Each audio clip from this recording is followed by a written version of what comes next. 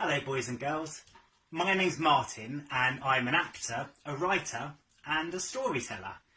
So today I'm going to share with you some poems that I've written. The first one is called Stan the Head in the Sand and it goes like this.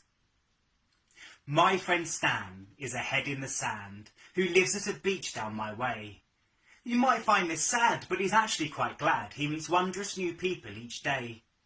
Each day they all come to have summery fun and Stan blows up beach balls like a pump. When they play beachside cricket, he can't quite keep wicket, but he makes such an excellent stump. When nighttime transpires, they light up a fire and Stan tells his stories with glee. Like the time in the past when he saw the first mast, when the Romans arrived from the sea. And when not long ago a huge storm had blown and he's sure that the sea did transform into a queen who would ride on a sea lion pride. In her arms was a grand prince newborn. When winter draws in, Stan loses his grin as his friends disappear for the year. But the gulls help him out, as they're always about, and they share with him fish and a tear. And his lows don't last long, as there's always a song from the whales who drop by for a chat. And the cold winter sky means that Stan can't deny that life's change is a matter of fact. My next poem is called Saddler Pete, and it's about a man called Saddler Pete who eats too much, and it goes like this. Saddler Pete was fat, he'd eat most things he saw and touched. He ate his horse, his wife of course, he ate so very much. He ate his mum, and then his bum, and then he ate his hips. His arms, his legs, his toothy pegs, now Saddler Pete's just lips. And the final poem I'm going to tell you is based on a Grimm's fairy tale called Jorinda and Girl, and it goes like this. There's a wonderful village not so far from here, where joy flowed so freely and so did the beer. The sun always shone, not a cloud lurked above. It's a place where all maidens were treasured and loved. But a few years ago now a darkness set in. It came from the forest and spread like a sin. Like a plague or a virus, such sadness was spread. All joy was now futile, all hope was now dead, as those maidens who made happy heart fires burn had entered the forest and never returned. What I shall do now is take all your hands, come, journey with me, we will go to this land. On the edge of the forest, see this couple here. Joringle's hunting, Jorinda stays near. He loves her, she loves him, their bond is so strong. But we'll leave them for now, they'll be back before long.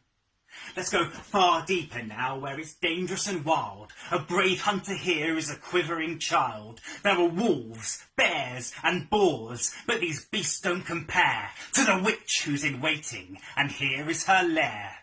Here she is, she's so vile in her natural form, but what's far worst of all is in days she'll transform to a rat, or a cat, or a flea, or an owl, but there's no twit to woo, just a nightmarish howl. You detectives out there may now start to connect, where our vanishing maidens in forest have crept. They are here in her lair, but don't fear, they're not dead, but they're cursed, now they're birds, forced to sing for their bread.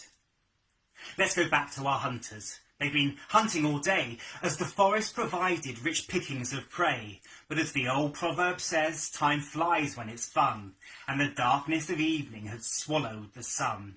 In darkness all paths are remoulded like clay, so our innocent lovers tramped off the wrong way. They went deeper and deeper, wolves howled and bears roared. In the forest you're out of the eyes of our Lord. But the wolves stayed away, and the fierce bears did too, for this maiden was shaved for the witch they all knew. The witch made a spell using eyeballs and mud, and a slight dash of liver and lashings of blood. She fired at Joringle, and suddenly he was paralysed there like a deep-rooted tree. The next spell she did was the one she knew well, the one she had learned from the fires of hell. She shot it at Jorinda, who grew wings and a tail. A storm formed, she transformed to a nightingale. She took her away and put her in a cage. Joringel unfroze and his heart filled with rage. He tried very hard to get Jorinda back, but the witch had enchantments surrounding her shack. The days passed like nightmares, the nights were his grace, as when dreaming he'd see his love's beautiful face. And as night passed, her face came with more grace and power. He dreamt that he found a red magical flower. "This flower breaks enchantments," her voice said to him. "On a slope there is hope, but the chances are slim." So Joringel trekked forest and mountain and sea. He would quest with no rest for eternity. He wandered for weeks, but he still held his hope, until one day he came to a steep gilded slope. On the crest of the hill, in full bloom glowing red, was the flower he dreamed of when safe in his bed. The flower then rose from the mountain to him, and transported him back to the forest so grim. The enchantment was broken, the witch ran away. He went back to the shack where birds sung night and day. He touched all with his flower, the maidens transformed to the shape they belonged to, their old human form. But one singing beauty's sweet song could be heard, the one that he loved, the Jorinda bird. He touched her with his flower, and she touched his heart. She was back to the girl that he loved from the start. They went back to the forest, the maidens and he. The black cloud was lifted, they all wept with glee. And that forest and village where sadness once reigned is now full of love, hope and joy once again. Thank you for listening to my poems. I hope you enjoyed them. I've not got much to do at the moment because we're all locked in. So if any of you in the comments section would like to write a subject that you'd like a poem about, then I can write you a poem, hopefully, on your chosen subject. Take care, stay safe everyone, and I'll see you all soon.